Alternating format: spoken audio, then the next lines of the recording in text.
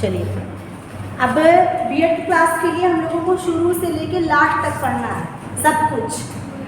साहित्य तो आता नहीं है, उसके बारे में ज़्यादा जानकारी नहीं करनी है, लेकिन थोड़ा सा फर्स्ट चैप्टर के लिए, जैसे अभी हमने आपको एक बात बताया, संक्षिप्त में बता देते हैं और फिर वर्णमाला की ओर चल देते हैं। ठीक, तो सबसे पहली चीज़ हमको जाननी होगी कि हिंदी जो है ये हमारी क्या है? राजभाषा है, राष्ट्रभाषा नहीं है। लेकिन अगर कभी पूछ ले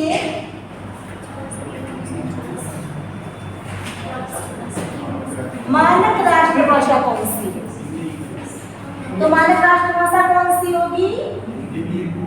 हिंदी होगी। क्लियर हो गया?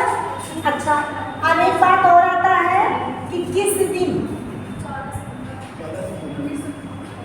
14 सितंबर 1949 क्या हुआ? हिंदी को राजभाषा घोषित किया गया। ठीक, इस दिन क्या बना? हिंदी दिवस। हिंदी हमारी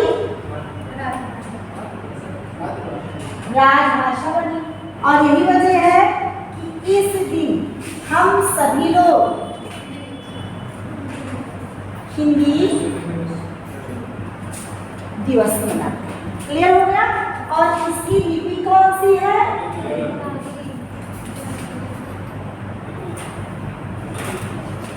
देवनागरी। अब एक बात आता है, एक क्वेश्चन आ सकता है कि विश्व हिंदी दिवस कब मनाया जाता है? क्यों मनाया जाता है? क्या हर दिन का कोई रीजन है? जैसे 14 सितंबर को राजभाषा आयोग का गठन हुआ और उस दिन हिंदी को राजभाषा घोषित किया गया, इसलिए हम लोग हिंदी दिवस मनाते हैं।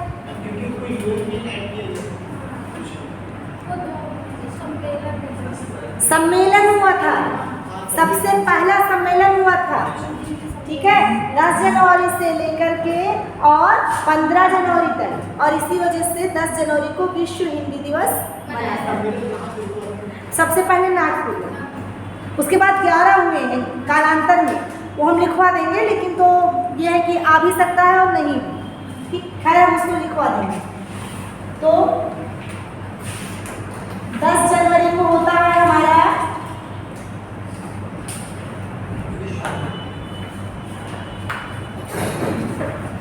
विश्व हिंदी दिवस। इससे ज़्यादा हम लोगों को भाषा की बात जानने की जरूरत नहीं है, क्योंकि हमारे सिलेबस में हिंदी ग्रामर आता है। ठीक, तो अब इसके बाद हम लोग अपने ग्रामर की ओर चल रहे हैं।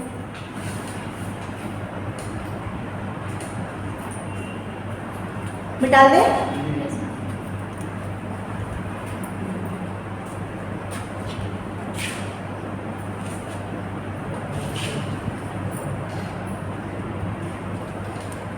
वर्णमाला की जब शुरुआत होती है, सबसे पहली बात चिन्हों से शुरुआत होती है, सभी प्रकार के चिन्ह। अच्छा, कौन कौन से?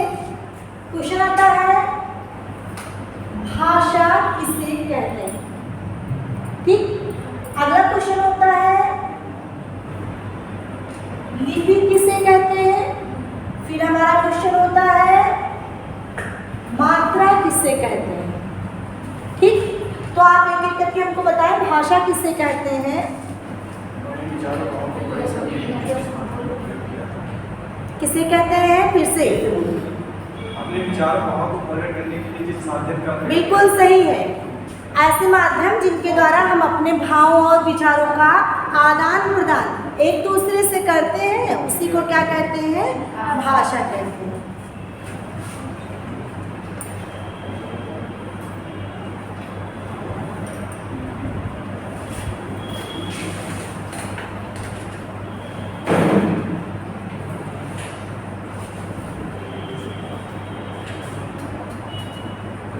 भाषा क्या है?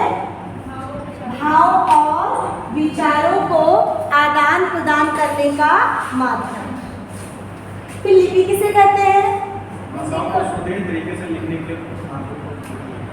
हाँ, आ रहा है, लेकिन इतना तेजी से बता दिया कि उसी में गड़बड़ हो गया है।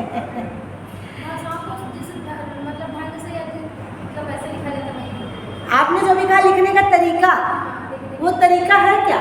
वो चिन्ह है। यानी जिन विशेष ध्वनियों व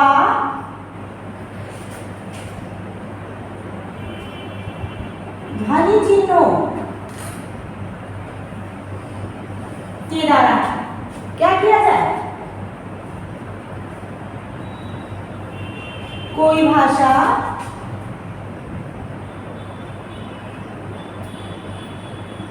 लिखी जाए। क्लियर? उसी को हम लोग क्या कहते हैं? लिपि कहते हैं। अच्छा, तो मात्रा किसे कहते हैं?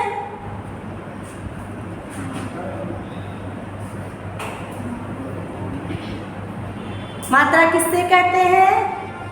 ये क्वांटिटी वाली मात्रा बिल्कुल भी नहीं है, हिंदी वाली मात्रा है। शब्द को वर्ण को बोलने के लिए क्या? मात्रा का प्रयोग है। हाँ, क्या कहते हैं?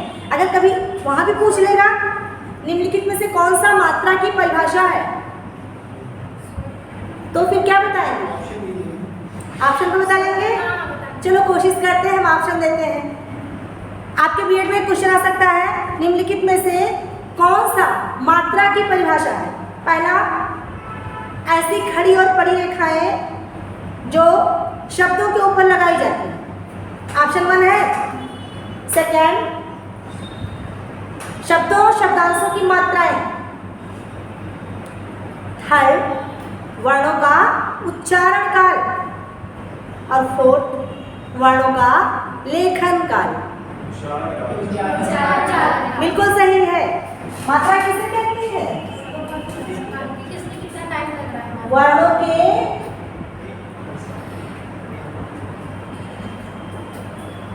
उच्चारण काल को क्या कहते हैं?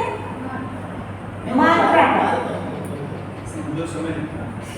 टाइमिंग, जो समय लगता है। हम लोग कहते हैं आ की मात्रा लगाओ, आ की मात्रा लगाओ। कैसे पहचाना? बचपन में जब ककहरा सीखा तो भी क्या बताया गया? छोटा आ, आपे की आ की मात्रा और माँ, तब जाके क्या बना? आम। तो जो मात्रा की टाइमिंग है उसी को हम लोग क्या कहते हैं? उच्चारणकाल। और जो उच्चारणकाल की टाइमिंग है उसी को क्या कहते हैं? मात्रा। यानी मात्रा की टाइमिंग उच्चारणकाल और उच्चारणकाल की टाइमिंग मात्रा। समझ में आ रहा है? नहीं कह सकते, वो कंडीशन अलग है, उसमें स्वर की भी हम लोग आगे परिभाषा देखते हैं। स्वर नहीं कहेंगे, मात्रा को स्वर कैसे कहेंगे? मात्राओं के योग से स्वर बनते हैं, लेकिन सिर्फ मात्रा को स्वर व्यंजन कैसे कहेंगे? समझ गए ना? इतनी चीज मिटा दें।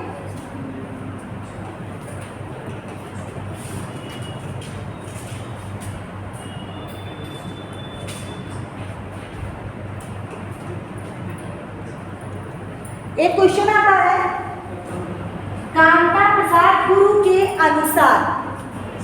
बीएड में क्वेश्चन आता है एंट्रेंस में, प्रैक्टिस सेट वगैरह सबने ले लिया होगा, कर भी रहे होंगे। क्वेश्चन आता है कि कांता प्रसाद गुरु के अनुसार ध्वनि चिन्हों, मात्रा चिन्हों या लिपि चिन्हों की संख्या कितनी है? तीनों तो पूछेगा नहीं, 3 हमने बताया है, तीनों नाम से पूछ सकता है। ध्वनि चिन्हों की संख्या, मात्रा चिन्हों की संख्या या फिर लिपि चिन्हों की संख्या कितनी है? कोई बताना चाहेगा?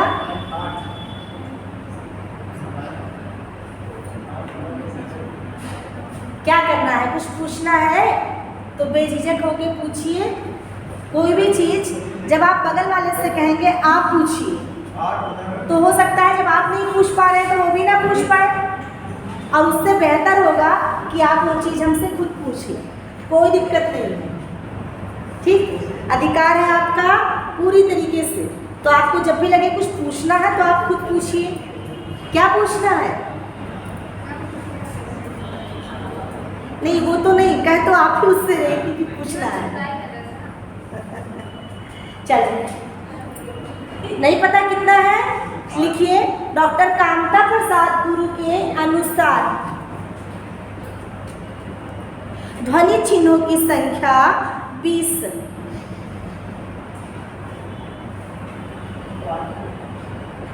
8 कुछ भी नहीं, 13 है उसके अलावा।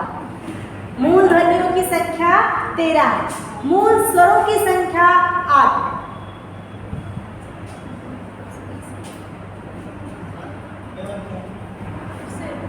डॉक्टर कामता प्रसाद गुरु के अनुसार ध्वनि चिन्हों की संख्या 20 है।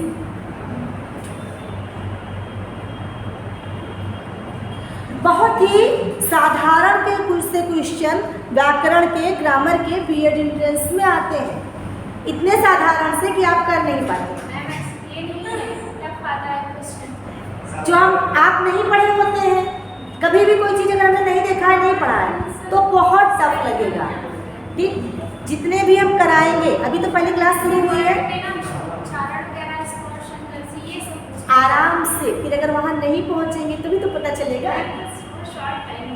हाँ कोई बात नहीं, लेकिन ये भी चीज़ बहुत ज़रूरी है जो अभी आप जान रहे हैं, क्योंकि ये सारी चीज़ें ज़रूर पूछी जाती है। ठीक है, हाँ एकदम सही है। ठीक, तो अब चिन्हों की संख्या, चिन्हों की पहचान आती है।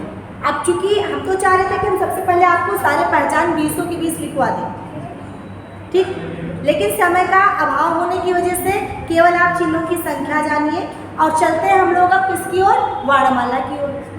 समझ में आ रहा है? अब जितने भी आप कह रहे हैं ये आता है, ये आता है, ये आता है, फिर वर्णमाला पढ़ेंगे, फिर देखेंगे हमको क्या नहीं मिल रहा है। ठीक, तो चलो सबसे पहले हम लोग पढ़ते हैं किस चीज को, वर्णमाला को। अब जरा एक बात बताइए, पहला क्वेश्चन तो यहीं से आता है, वर्णमाला की परिभाषा बताइए। थोड़ा सा गड़बड़ है।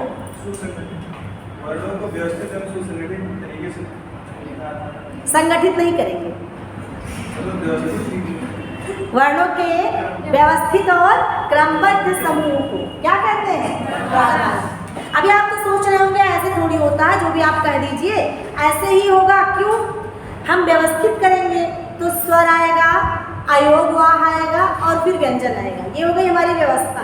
अब हमने क्रम किया तभी तो आ ई उ ए आया, और अगर हम इनको व्यवस्थित और क्रमबद्ध ना करें तो वर्णमाला नहीं बनेगी, तब उसको वर्णमाला ही नहीं कहेंगे। ऐसे लिख दिया जाए छोटा आ का पा चा टा ता, तो तब तो कोई वर्णमाला नहीं बनेगा। यानी वर्णों का व्यवस्थित और क्रमबद्ध समूह क्या कहलाता है, वर्णमाला। तो सबसे पहले तो वर्णमाला की परिभाषा लिखिए।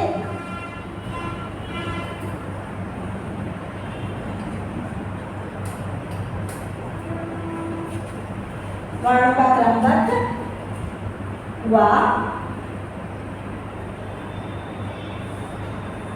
व्यवस्थित समूह क्या कहलाता है, वर्णमाला का। पहले ध्यान से देख लीजिए पूरा यहाँ तक, फिर अभी आराम आराम से लिखिएगा। समूची वर्णमाला को हमने 2 भागों में बांटा। ठीक, इससे पहले भी हम जानेंगे कि वर्णमाला के कुल वर्ण कितने हैं, मानक वर्ण कितने हैं। जब कभी पूछेगा वर्णमाला के कुल वर्णों की संख्या तो कितनी है, 52 है। लेकिन अगर कभी पूछ ले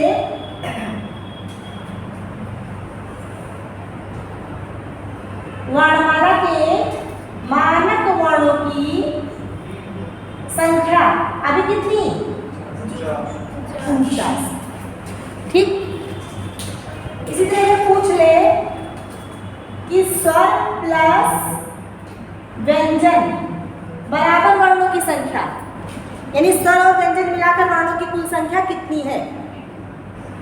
तो अभी हम ट्रिक बताएंगे। 1133, 11 और 33 कितने, 44। तो इनकी संख्या कितनी है, 44। समझ रहे हैं ना। अब हमारी समूची वर्णमाला को 2 भागों में बांटा गया है, स्वर और कौन सा, व्यंजन। अभी हमने कहा था एक ट्रिक बता देते हैं, एक चीज याद कर लेते हैं। 1133, ठीक, ये 1100 क्या हुआ है, 11 20 1100 हमारे स्वर, स्वरों की संख्या कितनी, 11, और व्यंजन की संख्या कितनी, 33। हो गया ना 1133, क्लियर। अच्छा,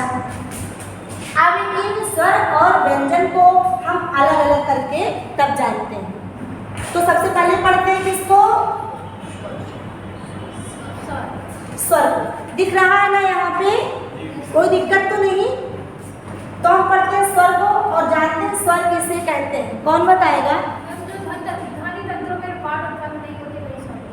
और कोई परिभाषा? सही है आपकी परिभाषा। जो सूक्ष्म रूप से बोले जाते हैं, जिनके लिए किसी अन्य स्वर की सहायता नहीं मिलती, बस उन्हीं को स्वर कहते हैं। ठीक, तो कौन सी ध्वनियाँ? ऐसी ध्वनियाँ जो क्या हो?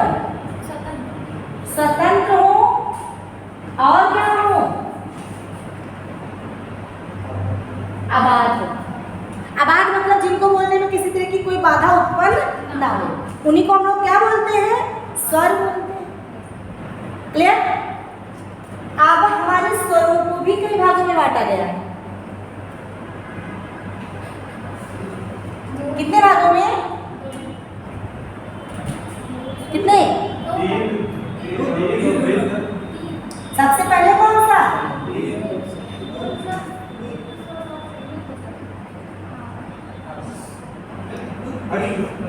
हस्त स्वर और या फिर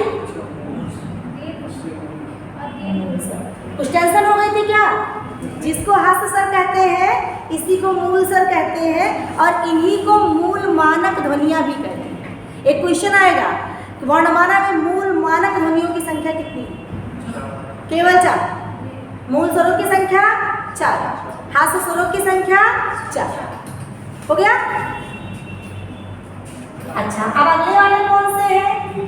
दीर्घ। नहीं भाई, इनके घर पहले बंटवारा नहीं हुआ था, तो हमको बंटवारे की पहले की भी तो स्थिति देखनी है। तो पहले क्या झगड़ा नहीं हुआ था, बंटवारा नहीं हुआ था, और उस समय इनका नाम क्या था? संयुक्त स्वर। वो तो बाद में बंटवारा हो गया, झगड़ा लड़ाई हो गई। ठीक, और आखिरी वाला कौन सा? प्लुत स्वर। हो गया? अच्छा, अब एक चीज ध्यान देंगे बीच में, पहले जब कभी पूछेगा कुल स्वर की संख्या। देखो, वर्णमाला एक ऐसा टॉपिक है, एक ऐसा चैप्टर है कि बीएड एंट्रेंस में करीब 8 क्वेश्चन अकेले वर्णमाला से ही आते हैं। कोई भी प्रैक्टिसर उठा के देख लीजिए, अकेले वर्णमाला से 8 क्वेश्चन आएंगे। तो यानी इसको बहुत अच्छे से पढ़ना है, तभी तो हर बार ये आता है, हर बार लोग नहीं कर पाते हैं। ठीक, और जब भी ना समझ में आए तो आप हमको बताएंगे। और एक बात और है कि एक हेडेक जो आपके दिमाग में चल रही है, बहुत कम टाइम बचा है, तो कभी कभी कम टाइम के चक्कर में और तेज भागने के चक्कर में हम जितनी दूरी तय कर पाते हैं वो भी नहीं तय कर पाते हैं। परेशान एकदम से ना होइए, ठीक है? गारंटी लेते हैं हम आपकी इस बात की कि कुछ समय बीतने तक हम 100% क्लियर करवा देंगे। आप वर्णमाला को पाठ कीजिए और उसके बाद सारी चीज़ें पहले वैसे बता दी जाएंगी, फिर ट्रिक से बता दी जाएंगी। यानी अगर 60 नंबर का क्वेश्चन आता है, 50 का आएगा, तो आपको उस 50 में से 45 प्लस तो करने की हमारी पूरी जिम्मेदारी है। और अगर थोड़ी मेहनत आप करेंगे तो 50 में 50 मिलेगा और मिलता भी है। ठीक, एक चीज़ का ध्यान रखना है कि माइनस मार्किंग होती है। पहली बार नहीं, बहुत पहले से होती है, हमेशा से। तो कम हो गया, पहले कुछ समय पहले 1/2 था, अब तो 1/3 हो गया है।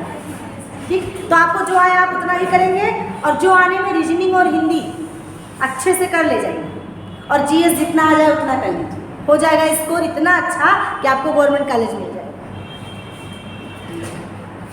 तो अब एक बात है कि कुल स्वरों की संख्या कितनी होती है। एक तो बात है कि स्वर कितने कितने स्वर कितने 11, लेकिन अगर आ जाए कुल स्वर कितने 13। जब भी कुल आए तो हम कुल को बटोरेंगे ना, तो कुल स्वरों की संख्या कितनी है 13। तो क्या हटा? अयोगवा हट गया है। तो पहले यहाँ देख लेते हैं, फिर अयोगवा की चर्चा करते हैं। अब देखो, मात्रा पूछा जाएगा, हस्त स्वरों को बोलने में लगने वाला टाइमिंग बताइए, लगने वाला समय बताइए। तो कितना टाइम लगता है? आधी मात्रा। देखो, वर्णमाला वैज्ञानिक है, बोल के चेक कर लीजिए, कभी कोई गलती होनी नहीं है। वो जब आप एग्जामिनेशन हॉल में जाएंगे, घड़ी उतरवाएगा, चेक करेगा, कोई अनैतिक सामग्री लेके नहीं जाने देगा, लेकिन आपका मुंह तो लेके जाने देगा ना। और वर्णमाला को पहचानने का सबसे बढ़िया तरीका हमारा मुंह, हम अच्छे से प्रयोग कर लेंगे तो इसको गलत नहीं होना है। तो ये आधी मात्रा कैसे, आ ई उ री, आधी सांस लगी ना, किसी में पूरी सांस नहीं लगी, इसलिए इसको अर्धमात्रिक स्वर भी कहते हैं। एक और चीज कहते हैं क्या, अर्धमात्रिक स्वर, हास्य स्वर, मूल स्वर, मौलिक स्वर, मौलिक ध्वनियां और अर्धमात्रिक स्वर भी हो गया। अच्छा, अब आते हैं इनके पास, तो ये कौन कौन से हैं, आ ई उ, हो गया। मान लो पूछने की संख्या कितनी है, 4 है ना। अच्छा, अब बात आती है संयुक्त स्वर। तो पहले इनके घर बंटवारा नहीं हुआ था ना, तो जब भी पूछेगा तो कहेगा कुल स्वरों की, यानी कुल संयुक्त स्वरों की संख्या बताइए। तो जब कुल संयुक्त स्वर कहेगा तो हम दोनों पार्ट्स को जोड़ देंगे। बंटवारा नहीं हुआ था, अभी बाद में झगड़ा लड़ाई हो गई, बंटवारा हो गया है। तो बंटवारा कैसे हुआ, बंटवारे में एक तो बने दीर्घ और दूसरे बने संधि। क्वेश्चन आते हैं ऐसे, जैसे लिखा है तो पूछता है दीर्घ स्वर।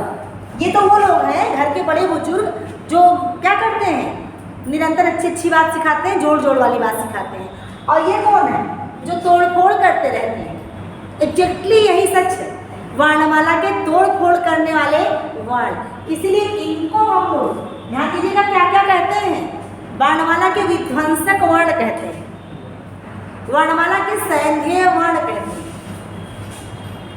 वर्णमाला के संधिकारक व्यंजन वो वर्ण भी कहते हैं। यानी संध्येय कहते हैं, विध्वंसक कहते हैं और संधिकारक भी कहते हैं। और इधर वाले ये सब बड़े बड़े हैं, बड़ा आ, बड़ी ई, बड़ा ओ। क्लियर। यानी दीर्घ स्वरों की संख्या कितनी, 3। और अगर मान लो 3 ऑप्शन में नहीं है तो नहीं लगाएंगे, तब इनको जोड़ेंगे, ए, ए, ओ और किसको, यानी आपको कैसे करना है। हो सकता है वो पूछ ले संयुक्त स्वरों की संख्या बताइए, तो अगर वो पूछेगा संयुक्त स्वरों की संख्या बताइए तो ये 3 ये और 4 ये मिला लेंगे तो कितने हो जाएंगे, 7 हो जाएंगे। और हो सकता है कि वो पूछे कि दीर्घ स्वरों की संख्या बताइए, तब 3। और हो सकता है वो पूछ ले कुल दीर्घ स्वरों की संख्या बताइए, तब तो फिर से 7 कर देंगे। कुल कह रहा है, कुल को मतलब क्या करेंगे, इकट्ठा कर लेंगे पूरे के पूरे कुल को, ठीक है।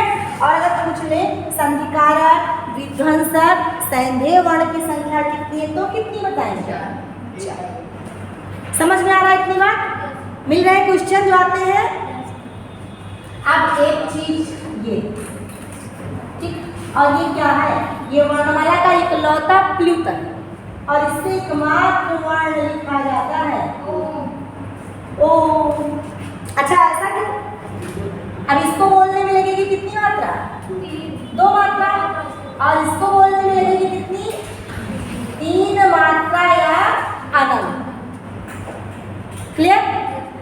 अब देखो यहाँ बोलते हैं आ, ई, उ, री, किसी में पूरा पूरा सांस नहीं लगा, लेकिन अब यहाँ आते हैं आ, एक साथ एक बोल पा रहे हैं, आ, ई, उ, ए,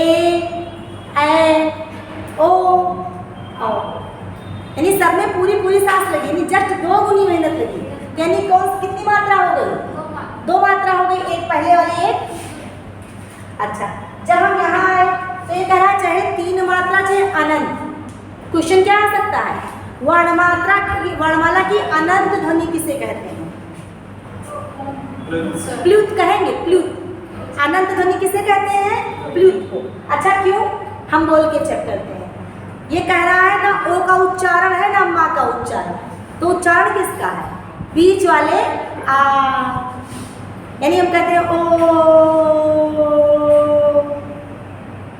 ठीक, प्राणायाम। तो जितना हम ओम कहते हैं, जितना गहरा ओम कह लेंगे उतना क्या लाभ होगा। तो ये तो कौन कह रहा है, योगा और प्राणायाम कह रहा है, लेकिन हिंदी भी कह रही है कि चूंकि इसको हम बहुत लंबे दर्द तक बोल सकते हैं और इसी वजह से इसको हम लोग कौन सा वर्ण कहते हैं। तो अब आप लोग इतना पहले नोट कर लीजिए। स्वर कितने होते हैं, स्वर के भेद कितने होते हैं? 11। ये बता रहे हैं आप हस। ये हस, ये केवल सर पूछेगा ना, आप सुनिए क्वेश्चन, जैसे वो कह रहा है स्वर कितने हैं। स्वर के कितने भेद? हाँ, तो 3 भेद है। लेकिन 2 नहीं, सही मानते बिल्कुल हम आपको जितना बताएंगे वो 99% गारंटी के साथ गलत नहीं हो सकता है। तभी आप कहेंगे 1%, वो 1% इसलिए कि उसका कोई मूल तोल नहीं है, कहाँ से अपवाद हो जाए, कहाँ से आयोग ना माने। बाकी हम जो भी पढ़ाएंगे वो नपा तुला ही पढ़ाएंगे। इससे पहले आप पढ़े थे तो उसमें कहा कि री या मूल स्वर नहीं है, क्योंकि उसका उच्चारण री प्लस रा से भी मतलब पूर्ण है नहीं ना, री था सर लिखा है वो। अब देखिए, हम पहले भी कह रहे हैं कि कौन क्या कह रहा है, कितने टीचर से आपने क्या पढ़ा, हमको उससे कुछ लेना देना नहीं। हम सिर्फ एक बात आपसे कह रहे हैं और वो डंके की चोट पे कि जितना हम पढ़ा रहे हैं आयोग भी इसमें से 99% सही करार करेगा और फिर हम आपको मिलेंगे। ठीक,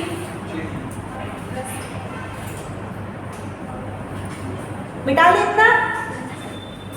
आप जा रही हैं आधी क्लास से,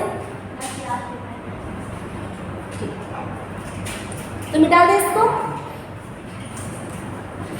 इतनी बात आप लोग को समझ में आ गया इतना? अच्छा, अब देखो स्वर की बात हो गई और स्वरों की बात कौन, व्यंजन। भाई हमने देखा कि आ से लेकर के और अ तक की ध्वनियां क्या कहलाई, स्वर कहलाई। और अभी हम देखेंगे का से लेकर के और यहाँ तक की ध्वनियां, ये क्या कहलाई, व्यंजन। कोई बच भी रहा है, अंगहा बच रहे हैं। तो ये बेचारे पहले थे हमारी वर्णमाला में, तभी तो 13 थे। लेकिन जैसे साइंस में शोध होता है उसी तरीके से वर्णमाला में भी शोध होता है। तो साइंस में शोध हुआ तो कौन सा ग्रह निकाल के फेंका गया, प्लूटो फेंक दिया गया। तो उसी तरीके से क्या हुआ, अब यहाँ भी शोध हो गया है। अब जब शोध हुआ तब क्या हुआ, अब स्वर ने कहा, देखो क्वेश्चन ऐसे, स्वर ने कहा और किसने कहा, व्यंजन ने कहा। किसके लिए कहा, दिख रहा है ना, अंक के लिए कहा और कहा के लिए। पहले ये हमारे स्वर में थे। अच्छा, अब इतने बड़े तो आप लोग हैं ना कि कोई ट्रिक बताई जाएगी तो जान रहे हैं कि ट्रिक बताया जा रहा है, समझ रहे हैं ना। तो ये स्वर था ना, इसने कहा हम तुमको अपने साथ नहीं रख सकते। क्यों, क्योंकि इसने कहा कि सभी स्वर अबाध है और स्वतंत्र है, और तुम्हारे तो देखो आगे पीछे पता नहीं क्या क्या लटक रहा है, तुमको हम लोग अपने साथ रख नहीं सकते। तो ये बेचारा गया किसी और के पास, भाई तुम रख लो, तुम्हारे पास तो बहुत है। तो इसने भी क्या कह दिया, हम तो एकदम में नहीं रखेंगे। काहे नहीं रखेंगे, उसने कहा कि हम सभी स्वर, देखो हर बात में एक क्वेश्चन आपके निकल रहा है, हम सभी स्वर निसंदेह, हम सभी व्यंजन सभी स्वरों की सहायता से ही बोले जाते हैं। लेकिन स्वर थोड़ी दिखते हैं, वो तो पर्दे के पीछे हैं। दिखते कौन है, व्यंजन दिखते हैं ना। भाई सभी व्यंजन किसकी सहायता से बोले जाते हैं, स्वरों की सहायता से बोले जाते हैं। लेकिन ये कह रहे हैं अब तुम्हारे में ये देखो आगे आपको स्वर दिख रहा है, इसलिए हम तुमको अपने साथ रख नहीं सकते। तो हमें आयोगवान ने कुछ सिखाया, आयोगवान ने हार नहीं मानी। और एक कहावत है कि हम अपनी आदतों को ख़त्म नहीं करते हैं। कभी भी कोई अगर आपके साथ कोई व्यवहार करे तो निसंदेह उसने पहले भी किसी के साथ किया हो। तो ये दोनों ढूंढने निकल पड़े, चलो देखते हैं पहले भी ये लोग किसी के साथ ऐसा किए हैं कि नहीं किए हैं। तो मिल गया कोई जिसके साथ इन्होंने पहले भी ऐसा किया था, और वो कौन था, ये था। ठीक, अब इन लोगों ने अपना अपना नामकरण करवाया, बिना नाम के तो सारी बात बेकार ना, तो नामकरण करवाया। तो इनका नाम क्या है, अनुस्वार नाम। अनु माने पीछे और स्वर माने स्वरों के। क्यों, आप लोग आधे क्लास में तो टाइमिंग नहीं पता थी क्या आज? चलो ठीक है। अनुस्वार है, सार नहीं है। अनुस्वार यानी कौन? जो स्वरों के पीछे पीछे चलेगा क्या कहलाएगा? अनुस्वार कहलाएगा। और ये क्या है? विसर्ग। सर्ग माने अध्याय, भी माने विशिष्ट, जिसके जुड़ते ही शब्दों के अर्थ में क्या हो जाएगा? विशिष्ट परिवर्तन हो जाएगा। और ये क्या कह रहा है? अनुनासिक। अनु माने आगे ना, और नासिक माने नाक के पहले, यानी जो बोला जाएगा नाक से और मुंह से। अब इन दोनों ने अपनी फैमिली का भी नाम रखवाया। क्या नाम रखवाया?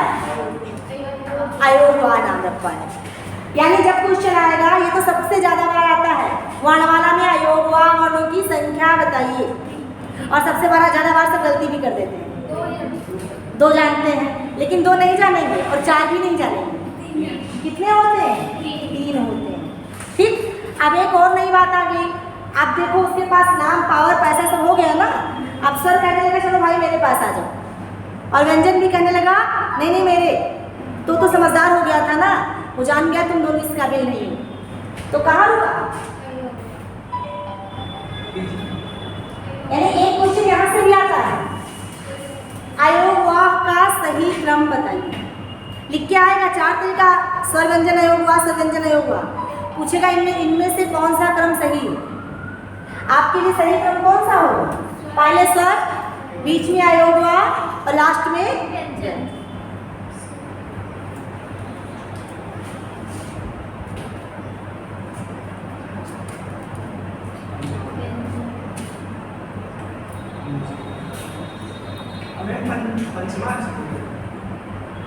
थोड़ा सा सारी चीजें आएंगी, कहीं से कुछ छोड़ा नहीं जाएगा। डाल इसको। तो हमारी स्वर की बात कंप्लीट। ठीक। और अब हम चलते हैं आगे किसकी ओर? व्यंजन की ओर चलेंगे। अच्छा, सबको समझ में आ रहा है?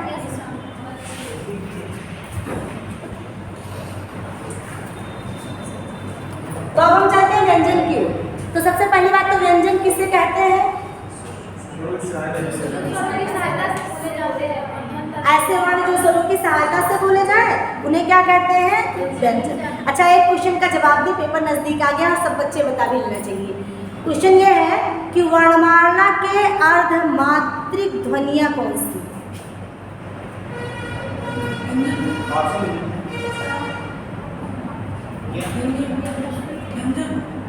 कैसे? बहुत ही बढ़िया आंसर। सभी व्यंजन अर्धमात्रिक हैं। ठीक। क्यों? क्योंकि व्यंजनों का मूल जो है वो ऐसे है। जब ये आज उड़ेगा तभी तो पूरा होगा, इसीलिए तो व्यंजन कह रहा था कि स्वरों के बिना हम अधूरे हैं, लेकिन स्वर थोड़ी दिखता है, हम ही तो दिखते हैं। ठीक। तो परिभाषा तो लिखाने की जरूरत नहीं, आप लोग को आ रहा है। डायरेक्ट व्यंजन की ओर चलते हैं।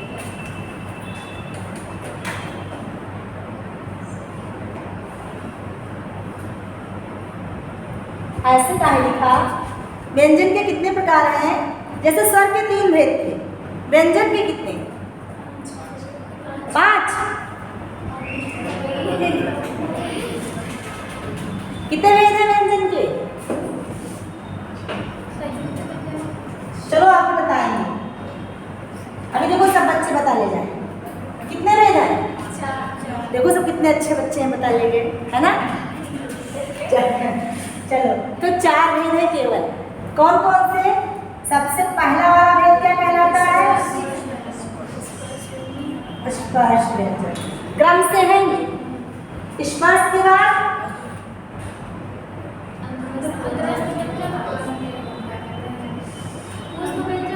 अंतस्थ व्यंजन, उसके बाद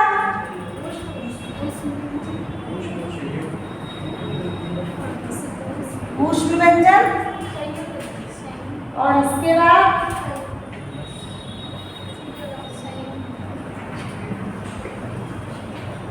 संयुक्त हो गया। अच्छा, इसके पहले कि हम इसको जाने, अभी इसके सेंटर में नहीं चल रहे हैं हम ये जो बीच में लिखा रहे हैं ये केवल ट्रिक है, ठीक, एक ट्रिक लिखिए और ये इम्पोर्टेंट है और हमेशा काम आएगा। क्या है?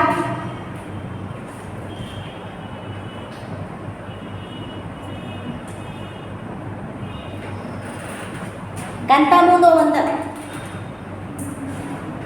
अच्छा पहले दिन बोलेंगे तो लगेगा तो बड़ा उटपटांग सा, इसमें ट्रिक कैसा, लेकिन जब लगातार बोलेंगे तो ये कभी गलत नहीं होगा। कंटा मुंदो बंदर, ये है क्या?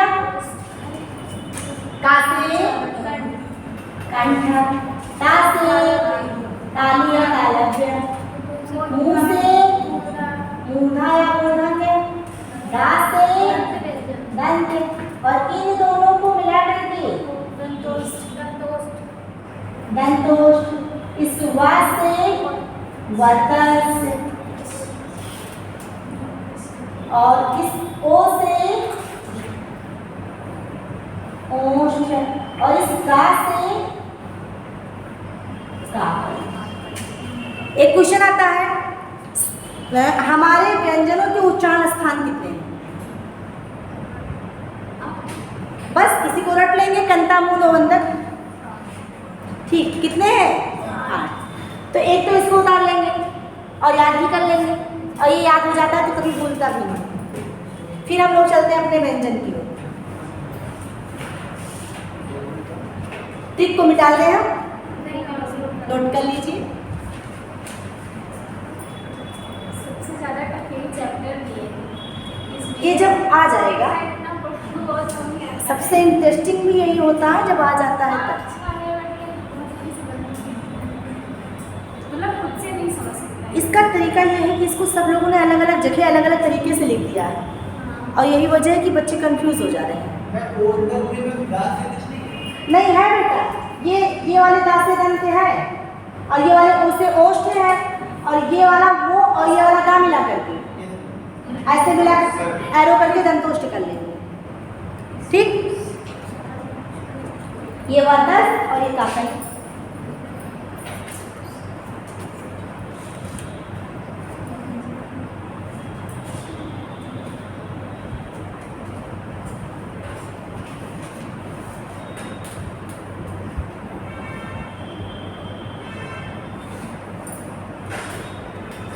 मिटा सकते हैं बेटा, केवल उतना मिटालेंगे, और बाकी हम लोग आज शायद केवल एक पढ़ पाएंगे चारों में से।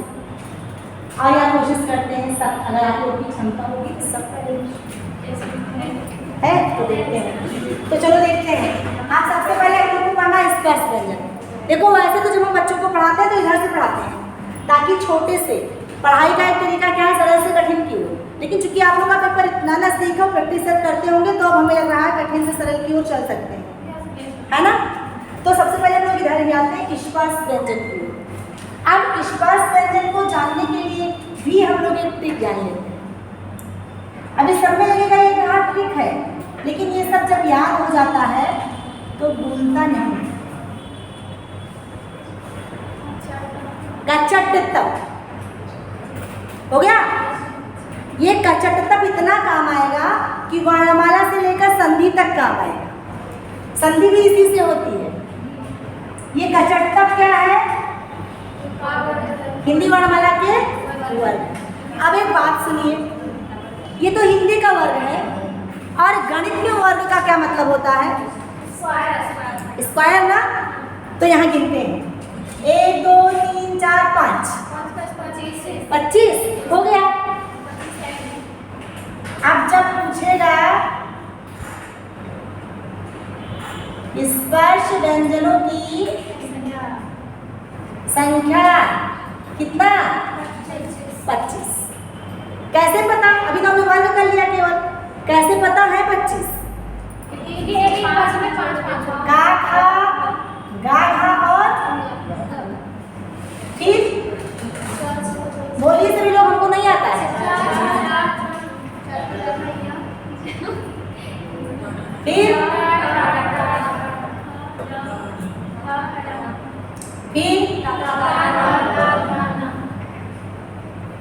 उसके बाद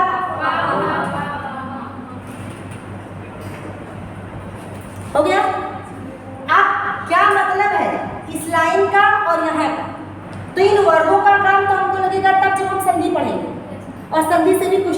4, ठीक, हर हालत में। उसके पहले अभी हमने कहा कि हमारी वर्णमाला वैज्ञानिक है। हम बोल के चेक करते हैं, का, खा, गा, खा, अंगा। सब लोग बोले आवाज कहाँ से? इसीलिए इसका नाम क्या? चलो अगला वाला, चा, छा, जा, झा, या। अभी तालु से आया और इसीलिए इसको क्या कहते हैं? तालु या ताला। फिर टा, था, डा, धा, अड़ा। कहाँ से? कहाँ है मूढ़ा? मुंह में किस जगह पर? मूढ़ा क्यों कहते हैं? कैसे क्वेश्चन आएंगे ध्यान दे लीजिए। क्यों वर्णमाला गलत होता है पता है? हम ऐसे याद कर लेते हैं। फिर वो कहता है कि किन वर्णों को बोलते समय हमारी जीभ लुढ़क के वर्णों का उच्चारण करती है। अब हम सोचते हैं ये कौन सा है ना? यही तो मूर्धन है, ठीक। जीभ लुढ़कती है, दांत के ऊपर रेखा है, टच कीजिए, है बुदबुदी लग रही है, उस रेखा को ही मूर्धन्य बोलते हैं। टा बोल के देखा, टा, ठा, जीभ पलट के उसी पे टच हुआ, इसी वजह से उसको मूर्धन्य बोलते हैं। और यही वजह है कि इन वर्णों को मूर्धन्य वर्ण बोलते हैं। क्लियर? अभी ता, था, दा, धा, ना, दंत।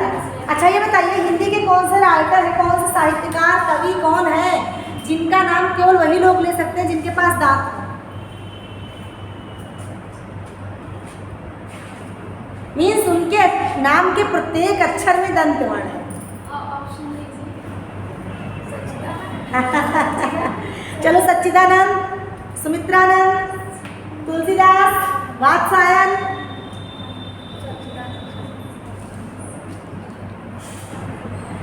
संस्कृत का एक सूत्र है ऋतुल साराम दंता। कुछ गेस हुआ किसका है? अभी भी नहीं हुआ। ता वर्ग, तू, ला, सी, दा, हो गया।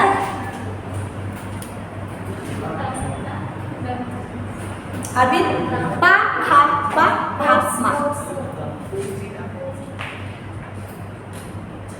आप देखो एक क्वेश्चन अभी आ रहा है भाई, ये तो कह रहा है ना, लेकिन वो जो है वो संस्कृत के लिए है, यहाँ के लिए नहीं। आप केवल जानेंगे कुछ समय बाद इन वर्णों के स्थान पर इसका प्रयोग किया जाने लगा।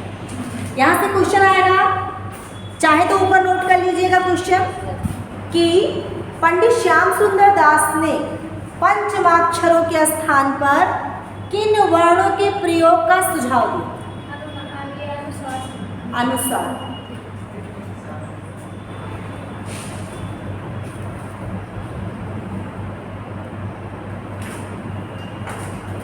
हो गया। अभी देखो यहाँ तो 5 है और जबकि उधर तो हम लोगों ने 8 लिखा, तो बाकी सब कहाँ चले गए? तो देखते हैं, एक वर्ण हमारा क्या था?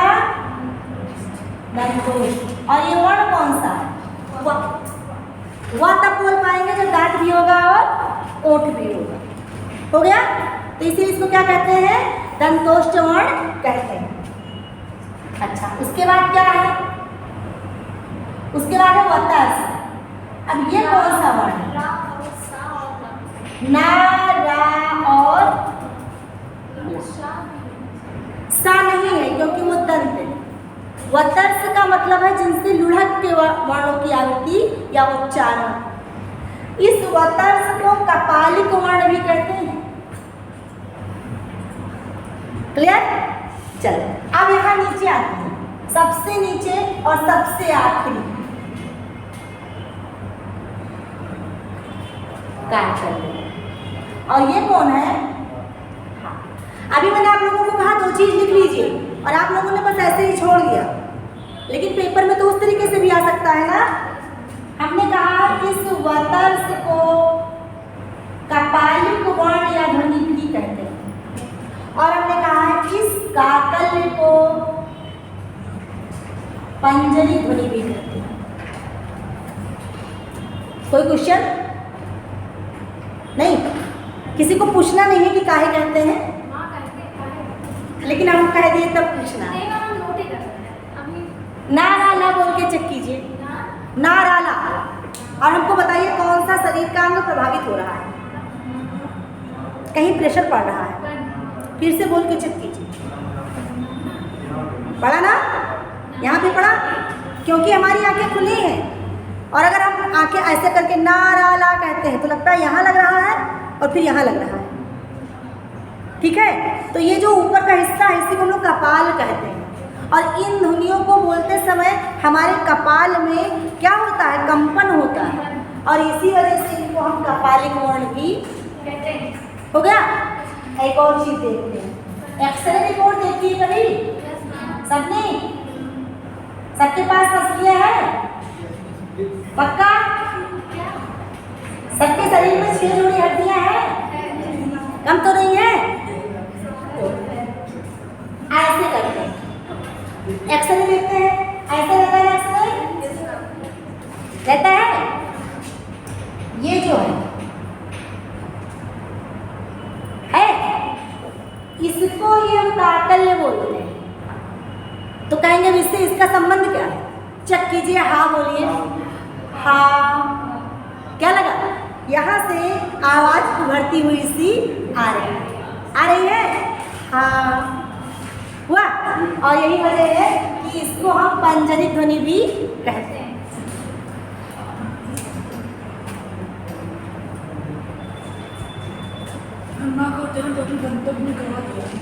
वो एक एक वर्ड की कई पहचान है। जैसे मान लीजिए आपका क्या नाम है, आगे चौधरी, तो कहीं आपकी मम्मी आपको हो सकता है आपका कोई निकनेम होगा करके, मान लो नहीं है, अगर होता तो आपको कोई छोटू बड़े वगैरह वगैरह पत्तू दुल्लू जो भी लोग नाम कहते। अब ये इसका मतलब ये नहीं कि हम इनको कह रहे हैं, हमारे कहने का मतलब है कि ऐसा कुछ भी जो लोग अपने बच्चों को कहना शुरू कर देते हैं प्यार से, तो अब वो भी तो आप ही की पहचान है, अंकित भी आप ही की पहचान है। बाय द वे कोई आपके फादर से जाके पूछे आपका बेटा, तो वो भी उनकी पहचान, आप ही की पहचान है, और आपकी मम्मी का बेटा तो वो भी आप ही की पहचान है, और अगर आपके से कोई बहन से पूछ ले कि उसका भाई, तो भी तो आप ही की पहचान है। लेकिन हर रूप में आपकी पहचान अलग अलग है। सेम कंडीशन वर्णों का भी है, ना अनुसार भी है, ना पंचमाक्षर भी है, ना वतर्स भी। कोई दिक्कत?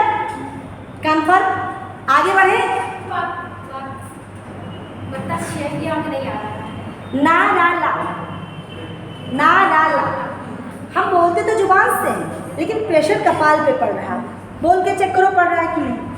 वही तो नहीं कर पाते हैं।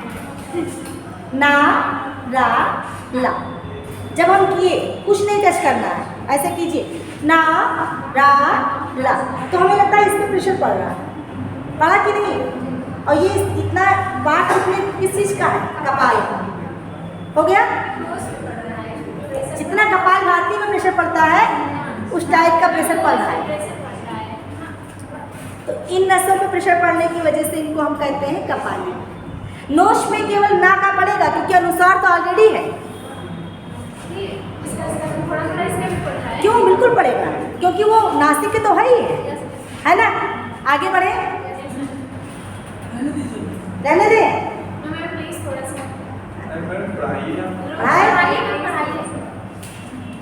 आप तो नहीं थकते? नहीं हम नहीं थकते, हम थकते ही नहीं।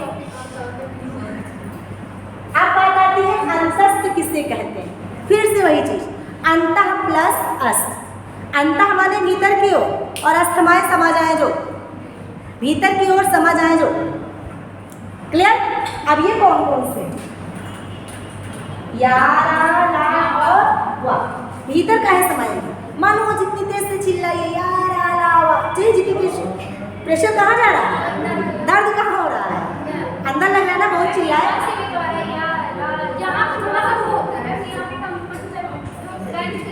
चिल्लाइए, लेकिन कैसे? चिल्लाहट ना हो, बस चिल्ला के मन में देखिए, या रा कहाँ हो रहा है ना, तो जब ताकत भीतर की ओर जाती महसूस हो तो उसको कहते हैं अंतस्थ व्यंजन या अंतस्थ ध्वनियाँ। इसमें कुछ और भी है, ध्यान दीजिए। इस या को और इस वा को हम कुछ और भी कहते हैं। अर्धस्वर क्या है? अर्धस्वर कोई जानता है रीजन क्या है इसको अर्धस्वर कहने का? मैम इसलिए उतना टाइम नहीं लग रहा है जितना उन दोनों में लग रहा है टाइम। ये सही कारण नहीं है, कुछ और है सही कारण। मैम बताइए। सही कारण ये है, जब हम इस या को लिखते हैं तो ई प्लस आ, और जब इस वा को लिखते हैं तो उ प्लस आ। क्लियर? अब दोनों ही पार्ट में कोई व्यंजन नहीं लगा है, दोनों स्वर ही स्वर है, और इसीलिए इनको हम क्या कहते हैं? अर्धस्वर भी कहते हैं। चलो इसमें भी कुछ और भी रह गया है और उसकी चर्चा हम लोग करेंगे अगले दिन। और एक चीज़ आप लोग करेंगे, आज इसको जितना पढ़ाया गया उसकी प्रैक्टिस करके आएंगे।